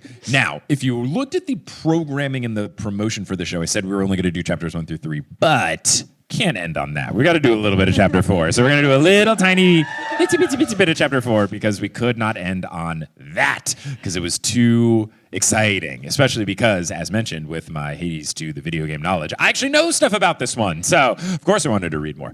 So, this is chapter 4, which is called Hazel. We will retitle it next time. So when I'm back in Pittsburgh, Pennsylvania, we'll retitle this one. Now, this one opens with, quote, Hazel wanted to run, but her feet seemed to be stuck to the white glazed ground. So 2 metal torches pop up from the dirt, and Hecate places her torches in them. She walks in a slow circle around Hazel, quote, regarding her as if they were partners in some eerie dance. The vibes. Oh, the vibes. So good. I'm loving it. And it's fun. I don't know if you read the Demigod Diaries. Yes, we got a little bit of Hecate. If anyone hasn't read it, I would recommend the 4th of 4 stories in the Demigod Diaries deals with the mist and Hecate. It was written by Rick's son. It's very interesting. Or at the very least, listen to the episode of the Newest Olympian about it, and you'll get a good 1 hour and 15-minute summary with me and Kelly. So, yeah, for her to get dropped in that and then show up is A, very exciting, and B, makes me wonder about the timeline of it all. Like, did Rick know he was going to do it? Yeah. And then this happened and that was the inspiration? Or did Haley, his son, want to write a story about this? And then Rick was like, oh, cool idea. Let me put it into the 4th book. I'm very fascinated to know. And if I ever get Rick on the pod fully, I'll have to ask him that because I'm so interested in the dynamic of that story and him and his son and all that. Like, this would be really cool to know because I'm so excited that she's coming up. Yeah, absolutely. It's the Son of Magic, that one? Son of Magic, yeah. Yes. And we have a bit more of her, we have a bit of the mist, and it would be really interesting to know which way around that was because we haven't had any of this before. And now, yeah, very exciting. I'm glad it's showing up in the official book because I liked the way Hecate and the mist and everything came into play in the spin-off. So for it to be in the proper canon is very fun. So the black dog and the weasel follow her. Hecate tells Hazel that she is like her mother. Hazel is shocked that Hecate knew her mother. And Hecate explains, well, of course I knew your mother. Marie dealt in charms and curses and gree magic. And I, Hecate, am the goddess of magic. Hecate's eyes are pulling at Hazel. Again, this irresistible force. So I'm thinking, okay, it must be the Hecate of it all. It, to Hazel, feels like these eyes are trying to suck out her soul. It's so dark and creepy. Narrator Hazel says, quote, if the nuns were scared of my mom, Hazel wondered, what would they make of this goddess? And it is funny because since my knowledge of Hecate truly was born with Hades 2, the video game, and then just the tiny little bit of the story, Son of Magic, in both of those instances, Hecate is a good guy. Like, you're rooting for Hecate. I mean, it's a complicated thing in Hades too, but like, at least she is the person who is training the protagonist. So you're rooting for Hecate. So this whole time I'm like, yeah, Hecate's creepy, but I'm like, Hecate's so cool. And then even the way she shows up, she does good stuff in Son of Magic. So it was hard for me to put myself in Hazel's perspective where she's like, oh, this is really creepy. Where I'm like, no, it's our good creepy pal Hecate. We love Hecate. Yeah, she's so fun and spooky. Ooh, but like, then you get descriptions like that and you're like, oh, okay, yeah, right. All right. The sucking in of the soul from the all black eyeballs. I get it. Yeah, that's not a great vibe. And she doesn't know what's going on and all this stuff brings up her past with her mum, and that wasn't great, and to know that she was involved in that. Right. That's her knowing a lot about her that she didn't know, so that's weird too. Yeah, it's not even just the unknown. That would be creepy enough, just of what is this? What's this storm? What's the mossy cavern way and the arches? Like, that's creepy enough. But then the weird next level of, I know your mom, but I'm not going to give you any more information, like, makes it even worse. Like, it's worse to know a little bit in this case than it is to know nothing. Like, if you knew nothing, you're like, okay, whatever. But you know, it's like, uh-oh, my mom had a very tragic story and you were a part of it? Wait, hold on, what's going on? Like, it makes it way worse. Ugh. So, Hecate says that many fear her, but magic is neither good nor evil. So I think it's very funny that this next quote is, the quote is, it is a tool like a knife. Is a knife evil? Only if the wielder is evil. And it's interesting that this book has the guns don't kill people, bullets kill people. Or, or at least in America, we have the whole, like, well, guns aren't the problem, people are the problem. It's like, if we don't have the guns, people don't get shot. But I did think that was kind of funny to show up in the whole magic thing. It's like, no, magic gets a bad rap. It's the magic wielder. No. Which I get that she would be very biased as the goddess of magic. So then Hazel says that her mom didn't really believe in magic. She was just faking it for money. Then the weasel chitters, and it bares its teeth, and then it makes a noise out of its back end. And I, at first, didn't know what we were getting with for this. But then narrator Hazel clears it up immediately. Quote, under other circumstances, a weasel passing gas might have been funny, but Hazel didn't laugh. The rodent's red eyes glared at her balefully like tiny coals. And first off, balefully? Is that a British word? It might be. This could be an example of Mike Schubert doesn't know every word in the English language, but balefully? What, sort of sadly, solemnly. Okay. Yeah. Okay, cool, great. That was my one question, but the second question was like, why did it fart? Like, we got clarification that it farted, but I was like, okay, but why? And we soon get why, but for a couple of lines, I was thinking, Rick, you good, bro? What's going on? Right. And, I turned off the microphone. I had done that for a little bit. Did that happen for a long portion of the show, or just a little bit? Oh, it's just seconds in? Okay, good. Because the microphones are the recording part, and the podcast people would be very sad. If in Act 1, there was a time where I accidentally flew to... Go back, back to farting weasels. Cool. Oh, I was asking about in Act 1. That didn't happen for a long time in Act 1? Okay, cool. Great. Because I know I can project. I don't really need the microphone, but, all right. Oh, God. Editing mic would have had a fit. All right. So... Anyway, farting weasels, as you said. So, Hecate apologizes the Gale doesn't like hearing about non-believers and con artists as a witch herself. So not just a farting weasel, but a farting witch weasel. Hazel is surprised that she's a witch, and Hecate clarifies that she's a polecat, continuing, quote, but yes, Gale was once a disagreeable human witch. She had terrible personal hygiene, plus extreme digestive issues. And then she waves her hand in front of her nose. It gave my other followers a bad name. I gotta ask Dr. Moya if this is some sort of thing, like the mythology of Hecate followers smelling poorly? Whatever it is. Interesting for Rick to put it in, fun for Rick to put it in. So in Hades 2, she doesn't have a polecat and a dog? So I don't really know. Is a polecat just like it looks like a weasel? It's not like a cat, is it? It's I'll Google polecat and see what I got, but it's like a weasel with a mask. Oh, that. Oh, yeah. Okay, the European polecat. Yeah, that's... I feel like it's similar to, it almost looks like, what does that look like to me? It's this friend. Yeah, and I think they proverbially smell bad. Okay, that's cool. All right, yeah. Polecat looks like, I have Googled. All right, yeah. It's not a meerkat, but it's like in that ballpark. Okay, so polecat. Hello, polecat. That's a good new vibe. All right, that makes more sense. Because, there is not a polecat in Hades 2, the video game. But we will soon get into it of the other friend, because that is in Hades 2, the video game. So, hey, it's Mike from the future here with a very important note. So the timeline of this was interesting. As I have mentioned, this was recorded a couple of days before Hades 2, the full game came out. Up until this point, I had been playing a lot of early access. But in between one of the final updates and this recording, there was a major update that I just didn't get to play a lot of, and that included adding more of the animal familiars as sidekicks.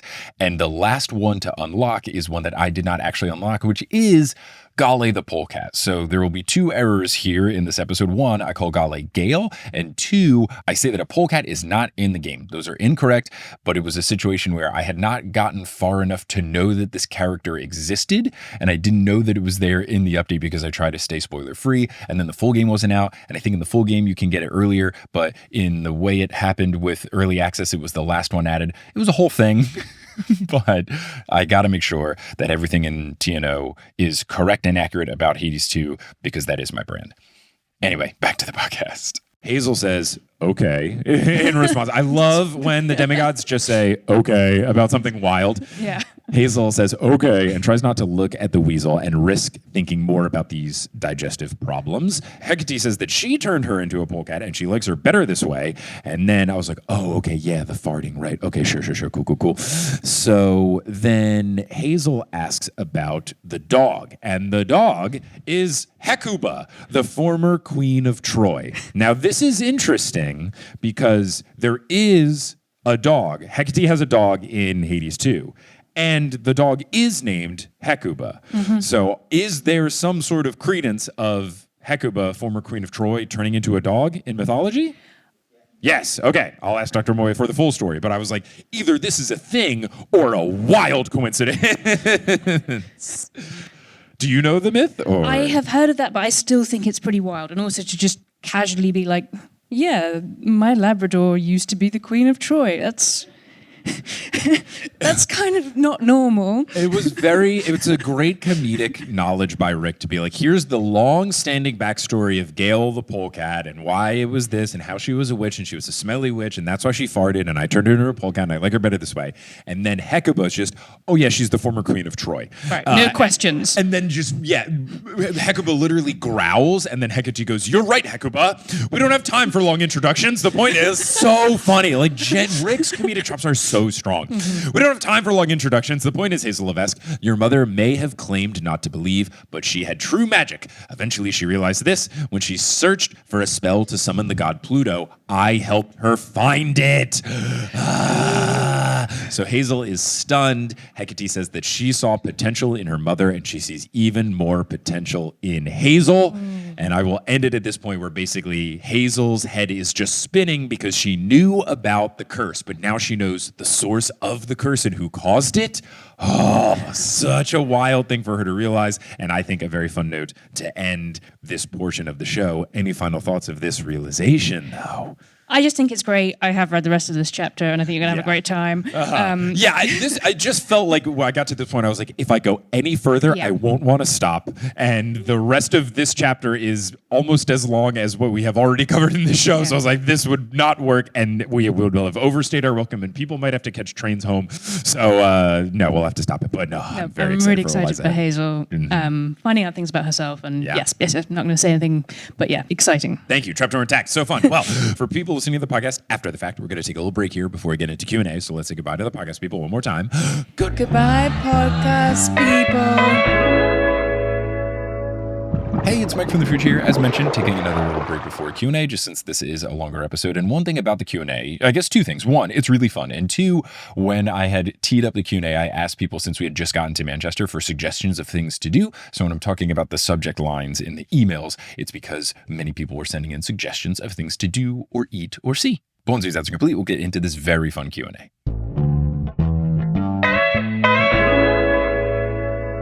So let's answer those questions to close out the show. Okie dokie.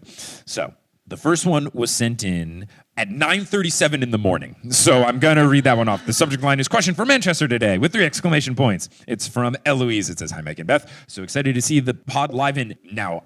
It says M-A-N-C. Is it pronounced like Manch? Mank? Is Manny not the nickname for Manchester? No. Someone who I texted was like, oh, I love Manny. And then I was like, okay, that's the nickname. And I've been saying that a lot. You did say that earlier, yeah. So I've been weird. I've been texting it to you and other people. I thought that was the official nickname. One person was like, oh, I love Manny. Uh-oh. So Mank is Manchester? Mank. Ooh, okay. All right, sweet. So So excited to see the pod live in Mank tonight. Shout out to my friend Daisy, who can't make it because she's hiking 26 miles. That's a marathon. 26 miles tomorrow to raise money for Palestine. Oh, yay, Daisy. Woo! Love you, Daisy. That is super cool. My question is one I'm borrowing from another of my favorite book clubby podcasts, 52 Pickup. Who in the Seven and Associates is Brat and who is Swiftie? Positing right off the bat that Percy is Brat. Lots of love, Eloise. Okay, I am not as keyed into the Brat of it all. I'm not a big Charlie XCX listener. I'm sorry if that offends the folks of England, because she's British. Yeah. I like her stuff. I'm just not like deep into it. And to be fair, like I like Taylor Swift, but it's a lot of osmosis because Kelly's a super big Swiftie and I just absorb. So I don't know if I'll have strong opinions. Do you have strong? Are you? I am very out of my depth. Okay. Brat culture, that's a thing. So here's instead what we're going to do. I'm just going to name the seven and we'll turn it over to the crowd. And just when I point the microphone to you, just blurt out whichever one you think it is. So Percy. Brat. Wow, overwhelmingly Brat. Okay. Annabeth. Swiftie. That feels correct. Okay. Leo. Brat. Okay. And then Piper.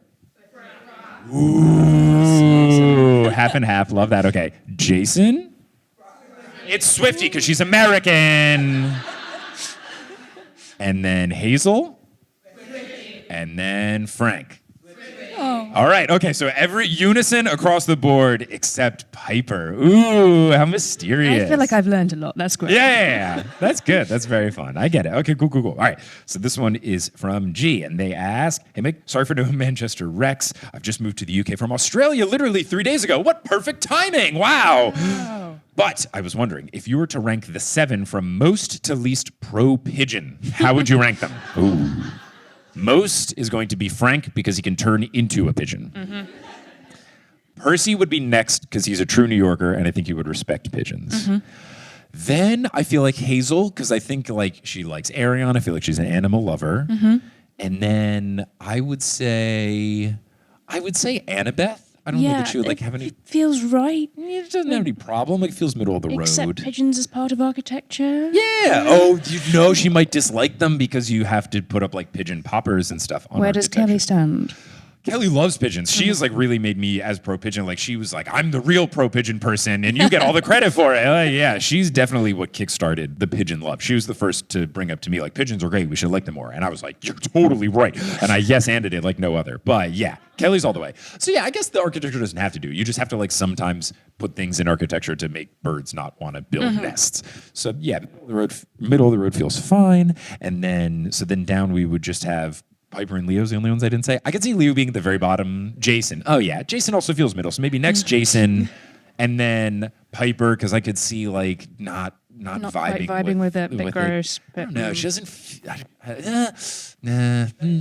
She's vegetarian. So then she might like them even more. Yeah. She probably cares more about it. Yeah. So and then they're doves. Aphrodite. Yeah. Pigeons are. Yeah. Right. So she's up. She might be. God, she's probably, let's put her second then. It would be Frank, Piper, Percy. Okay. Mm-hmm. So then I think that would then leave, we did Jason, and then I think Leo at the bottom. Leo just feels like he'd be like, birds, get out of the... He hasn't got time for it. Yeah, get out of the warehouse. I got to build stuff. Yeah, you're making nests up in my rafters. Yeah. That would be annoying.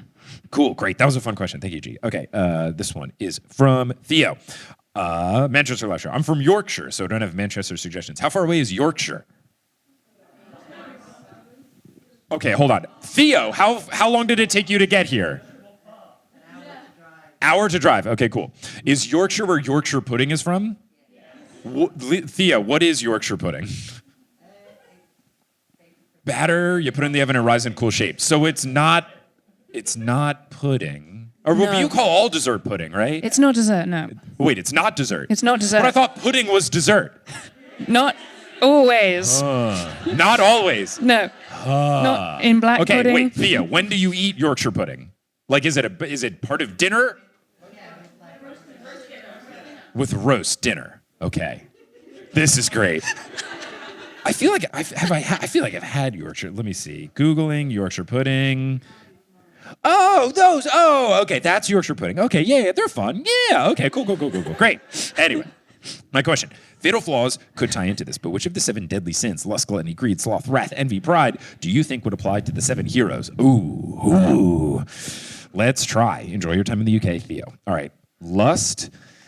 I guess just, Leo, that is a good thought. Oh, this is hard because a lot of these are really mean, and I don't think that of a lot of our 7. So we'll try. I guess, let's see. Pride we know is Annabeth because her fatal flaw is that. Envy, I could see that being, maybe Jason a little bit. Just recently between them. He was like he was a little jealous of Percy and stuff.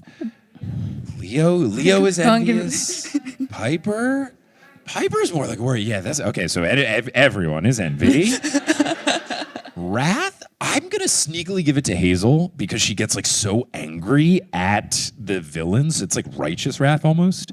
I don't think anyone's sloth. No one feels lazy. They're all pretty proactive. Very on top of it. Coach Hedge. Oh, Clovis. Yeah. Well, they said the 7, not the 8, but yeah. Yeah. Wrath would also be a good Coach Hedge one. Greed, money is really not coming to play. I guess Hazel because of the like. No, I would say Leo because everyone was like, don't tell Leo how much the gems were worth. Maybe Frank, because Frank was like, how much were the gems worth? So maybe them. And then gluttony, maybe Percy because he eats all the time. But it's innocent gluttony where he's just like, he's just a hungry boy. Yeah. Okay, that's fun. All right, this one is from Lucy and Liz. So it says, hi, Shoops, cannot recommend anywhere in Manchester because we're not from here. We come visit from Newcastle. It's great. Okay, Lucy and Liz, how far away is Newcastle? 4 hours. Wow. By what means of transportation? Car. Okay, wow. Well, that's dedication. That's so cool. Alrighty. Oh, well, the next line of email. We drove 4 hours to come see you today, which is basically half the country. Though we are aware this would be nothing in the USA. This is 4 hours is certainly into territory in the US. 3 hours and under, it's like, okay, fine. Anything above 3, it's like, that's a trek. Like, because that's fully out of like, you're probably not driving home afterwards. Like, are you driving back afterwards? Or yeah, okay, cool, yeah. Yeah, once you're past 3 hours, you're like, you gotta get a hotel. So no, props to you. Our question is, did you pick Droylsden because it sounded suspiciously similar to Doylestown, Pennsylvania? So I'm glad I get to tell the story. I picked Droylsden because they were the only people to reply and say yes. But that wasn't just the reason for the Droylsden team. They were the first people to reply and say yes. And because the fit was so perfect, I stopped contacting other places. I had contacted, and I did have like yes from I was going to be in like a hotel lobby like conference room thing. And I was like, incredibly worse vibes. The opposite of these amazing vibes. But no, it was just like, it was the right size, like 100 seats. The stage was going to be a really cool setup. I liked doing it just like a tiny little independent theater. Like I thought that was really fun. And then everyone that I messaged with was so nice and lovely that it was an absolute no-brainer. But with the Droylsden Doylestown thing, it's funny because when I made the Instagram post, people may notice I had a typo in it. I spelled Droylsden wrong. It's Droylsden, but I had typed it out Droylsden, D-O-N, which is not correct. But the reason I did that is because since Doylestown is spelled D-O-Y-L-E-S-T-O-N, the whole time I was like, there's an E before the S in Doylestown, which I also had a whole run of, I spelled Doylestown wrong for a while where I spelled it D-O-Y-E-L-S-T-O-W-N, which is wrong. So I had people from Doylestown correcting me on how I spelled Doylestown. So then when I was spelling Droylsden, I was like, don't spell Droylsden like Doylestown or Doylestown when you spell Doylestown wrong. And I was so worried about not accidentally putting an E in there, I messed up when I made the Instagram post. Granted, it was 5 a.m, because I was like, I got to get it up at noon their time. And I would have woken up because of the baby and stuff, and I was on those sleep. So I was so focused on not messing up the E there that I messed up the E later, and I put an O instead of an E. So no, I didn't pick it because of the Doylestown, but it was a fun thing of like, this is perfect. And I'm so happy to be here. This was great. And taking the tram over was so fun. It was fun. It was lovely. Had a blast. So yes, this has been perfect. I've had such a fun time here. Okay. Now our first Manchester suggestion, the Pontico Library from Fran. Hi, Mike. Loving the show. Please keep mentioning New Zealand in the podcast. My family is from New Plymouth, and it makes me want to visit my cousins. My question is, if each of the 7 plus Raina and Nico were Disney princesses, which would they be? Ooh. Okay, let's see. Well, Percy's got to be Ariel, right? Yeah. Yeah. And then Frank's got to be Snow White because singing to the animals and everything. Probably the most animally princess. Yes, great. 2 down. Cool. And then let's see. I don't want to just give Piper Pocahontas because of Native American, but that is the first thing coming to mind. If there's something, but she's so good at singing, it might be perfect. Oh, and she falls in love with a white guy. It might be perfect. Whose name starts with a J? Okay, fine. Oh, and her name starts with a P. I have to do it. Okay. Then let's see. Leo. Disney. Leo. Oh, well, Hazel has to be the Princess and the Frog princess. Tiana, yeah. Nice. New Orleans of it all. Leo. Dude, does any princess? Flynn Rider? He is a princess. Leah, is there any? I'm trying to think if there's any like fire or anything like that. Mushu from Milan. Okay. Annabeth. Oh, Annabeth's got to be Belle because of the brains of it all. Being very well read, very smart. Are we only trying to do Leo? Do we do everybody else? I think. Did we do Jason? Jason. Oh yeah. Who's the most American Disney princess? Cinderella. No, I mean she's German, isn't she? Right? Right? Yeah.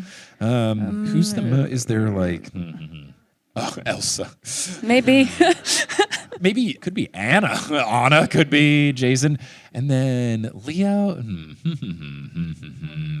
Rapunzel. There's a lot of different choices. Okay, we should go with vibes though. Vibe-wise. Leo. Merida, I like, kind of like going out on his own. Fires and all right, good. Look, there's lots of good choices. Clearly, that's fun. That's fun. Okay, we continue on, and I'll have to check out the library tomorrow. All right, this one's from Adam. Hi, Mike. Welcome back to the UK. If you could select a demigod to be a guest on each of your podcasts, who would you pick and why? Ooh, okay. Let's get Percy on the News Olympian so that I can. That makes sense. Yeah, ask him all like his inner thoughts. Let's get Phoebe, because it just said demigod, I wanted the 7. Let's get Phoebe from the Hunters on horse, because she's the only canonical Hooper. I can't believe you remember that. Oh, I will never forget it. Of course. They're filming season 3, and the whole time I'm like, you guys are going to do, just get ready for all of my season 2 press conference questions to the producers, which are, the Hunters are playing basketball, right? Of course. And then, let's see. Meddling adults. I would love to get Annabeth on there, because I think she would do very well. She would be great. Let's get Annabeth against Leo, because I think she'd be great and Leo would be terrible. And he would be so frustrated. He'd so want to solve it. He gets so mad. And then, let's see, professional talkers, gotta go with Piper. Talking her way out of any situation. She would just be like, well, in this situation, I'd use charm speak. Okay, but maybe without it. And then, modern muckraker, who's the most investigative journalist? Well, I guess it would be, I'm like, if I had them on, I'd be interviewing an expert. Maybe not a demigod, but maybe Chiron, because like just so knowledgeable. And like if anyone's going to put intrigue into a journalistic type thing, he's going to be such a good interview subject. Yeah, that'd be great. So, yeah, and that's all of my podcasts, right? Potterless? Maybe, and Less Than the Curious. Okay, Leo, Less Than the Curious, obviously, car stuff. And then, Potterless, Percy, so I could ask if he takes Harry in a fight, and he says yes. All right.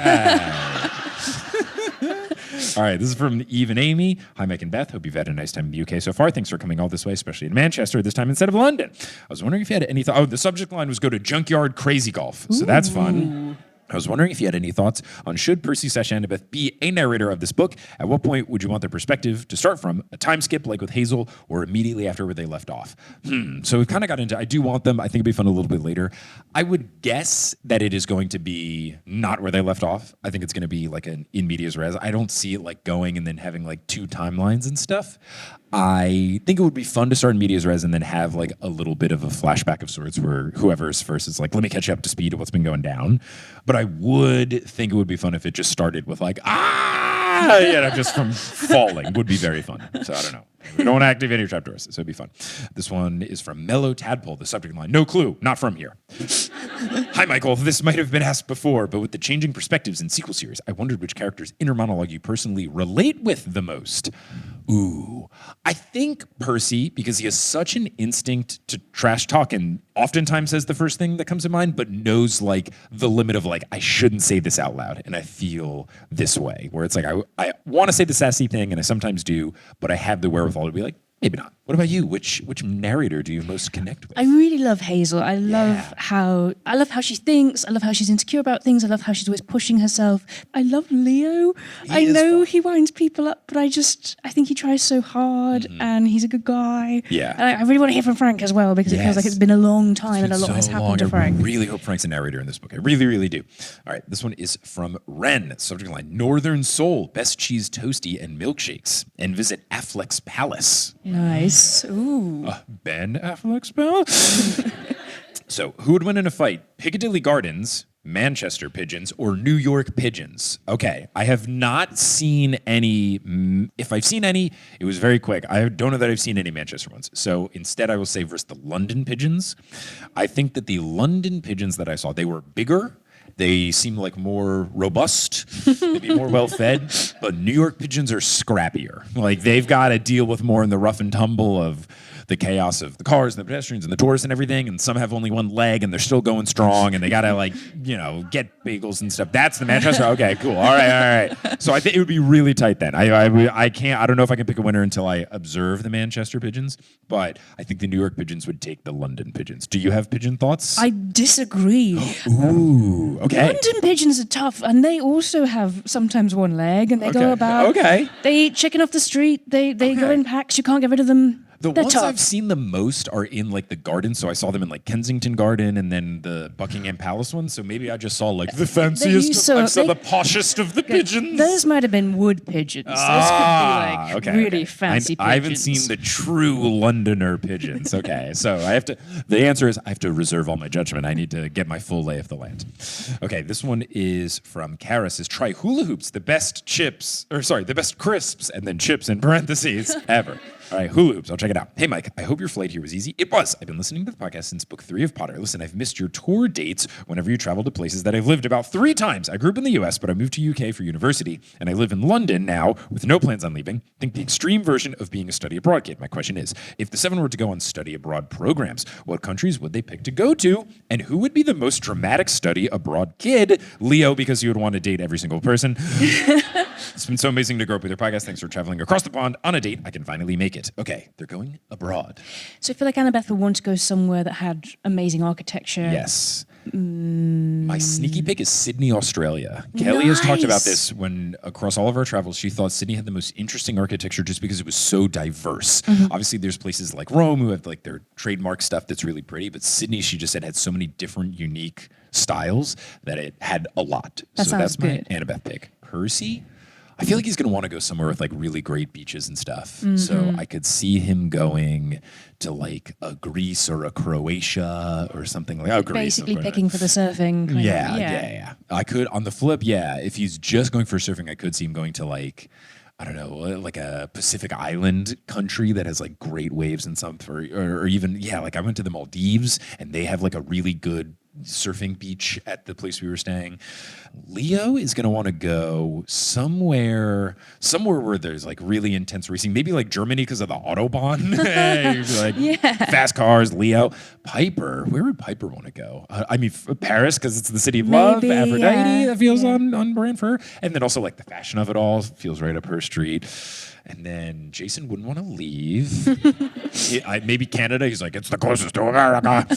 Frank would want to go to Canada. And then I think that is everybody. Yeah, fun. Cool. Great. Fun. Ooh, all right. Sophie says, hi, Mike. Welcome to Manchester. I hope you're enjoying your time in the north of England. We're so glad to have you. My question is, if you were a son of Hephaestus, what magical mechanical creature would you build? And after losing it in battle, what magical mechanical vehicle are you building with the remaining parts of that creature to Argo to Furious? Also, can you drop the skincare routine for real? Thank you for never reading YA books as a kid. The skincare routine is have adult acne, because then you get prescription strength stuff with retinol in it. It does keep my acne at bay, but it also is retinol is the stuff that gets away wrinkles and all of that. So it's my blessing and my curse is I used to deal with acne all the time, but I look spry. No joke. I had a conversation with a 21-year-old person recently at a podcasting event, and he was jaw dropped when he heard I was 33, and I was like, I'm finally entering my prime. Finally entering the you're what? I can't wait till I'm 40, and people are you're 40? Yeah. So yeah, no, I mean, really, like, actually, though, I've just wash your face a lot, but make sure you're using like the right stuff. Here's the real answer. This took way too long. Go to a dermatologist. Go to a dermatologist. Go to a dermatologist.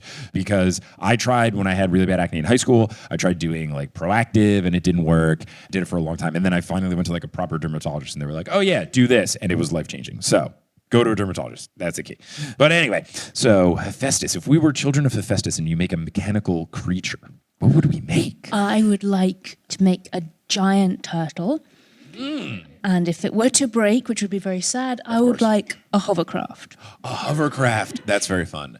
I would want some sort of giant flying bird. So maybe a pigeon, maybe a big metal pigeon. Yes. And then I guess if it breaks, I can't put it on a flying thing. So maybe I'll make like a longboard skateboard out of it. I used to longboard in college a lot, so that would be fun to do that. Wait, longboard? So it's like a skateboard, but a very long one. Okay. We're very to the point sometimes with our names in America.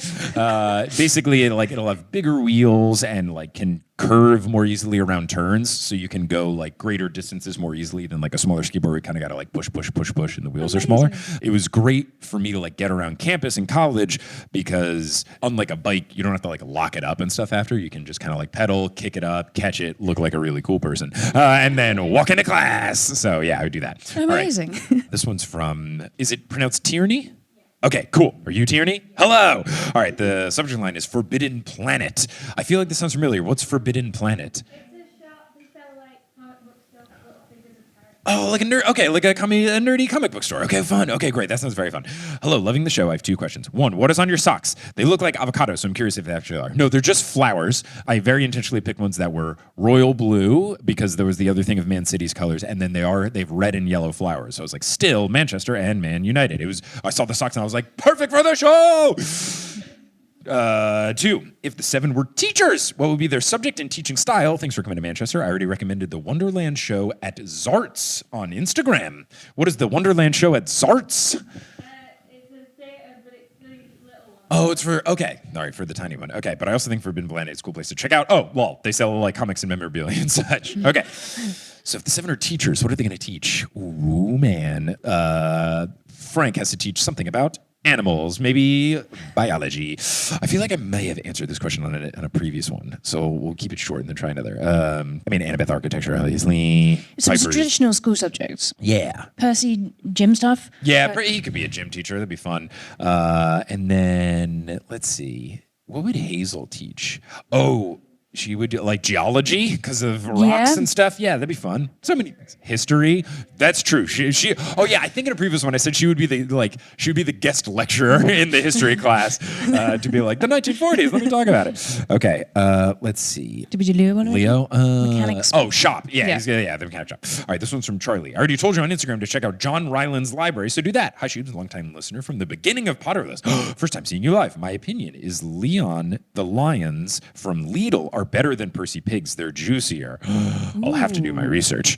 As you may know, Manchester is famously known for its vibrant and influential music scene. I certainly knew that.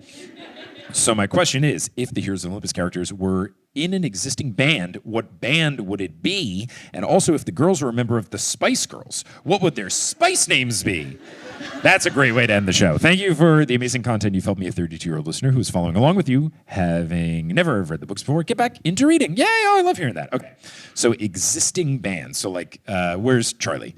Okay, so you mean like a band that already exists? Like, what would they be in? Okay, let's see. If our 7's in band, I'm gonna put Percy in the White Stripes because he talks about them all the time and he really likes them. Nice. I'm gonna put Annabeth in Haim because it just feels like her vibe, where it's like thoughtful music, fun lyrics, but like a good vibe, girl power kind of thing.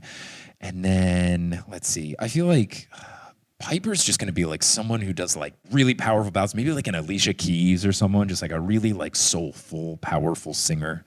Yeah, I like that. Any thoughts? I mean, Jason's going to be like Bruce Springsteen. Yeah, that seems Poor Jason. I will never let this bit die.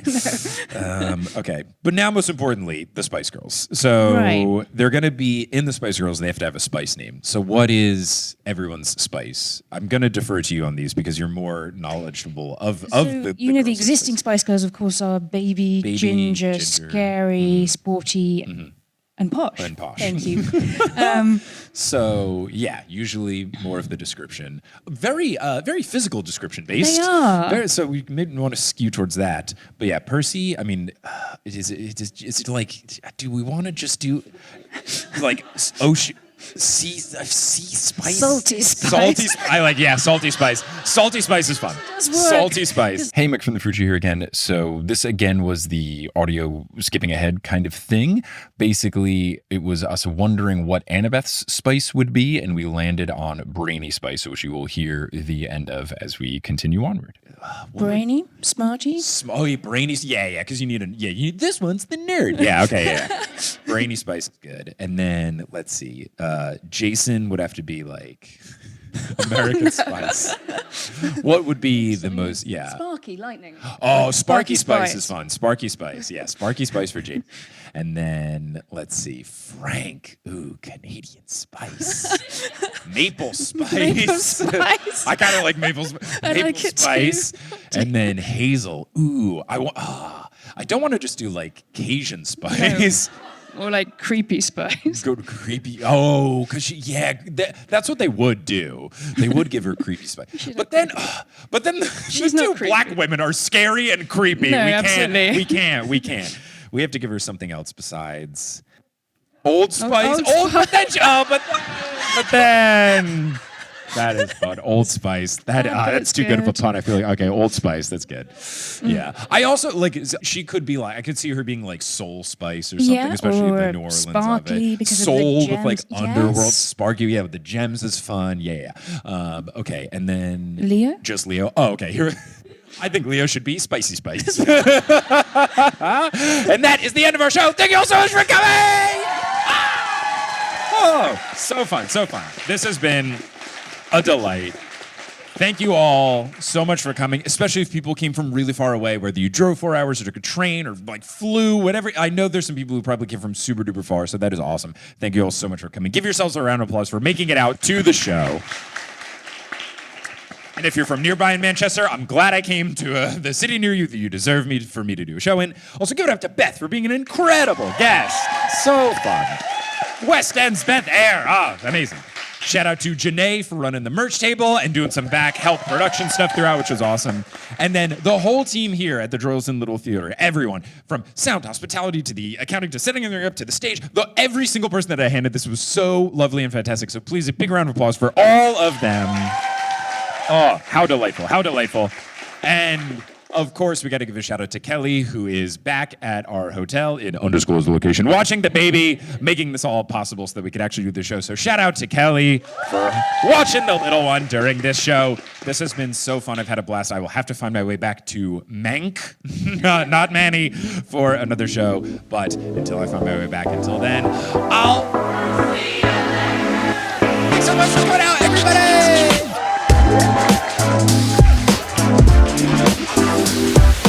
Hey, thanks for listening to this episode of The Noose Olympian. This podcast is created, hosted, and produced by me, Mike Schubert. I also run the social media and the website. Our editor is Sherry Guo. The music is by Bettina Kumpelmanis and Brendan Krugel, and the art is by Jessica E. Boyd. If you can't get enough of the show, you can go to thenooseolympian.com/Patreon for bonus episodes, bonus content, ad-free episodes, a whole bunch of fun stuff.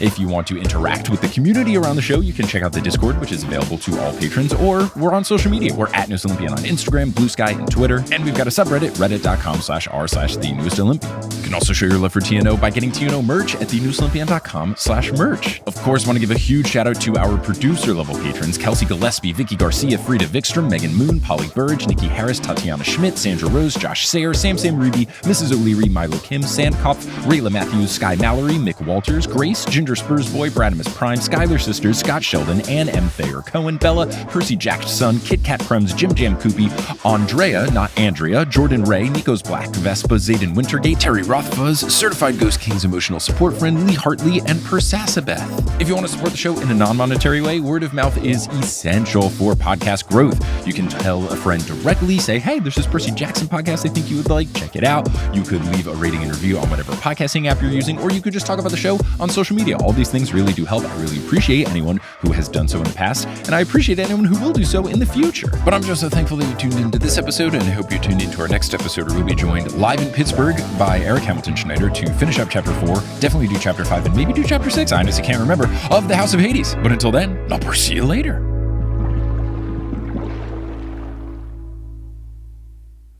Hey everyone, how's it going? It's me, ASMR Mike. So as mentioned, this mid-roll break was originally going to be in an airport. So here is a voice memo of just like some background airport stuff where I wasn't talking because the announcement was so loud that I just let it pass.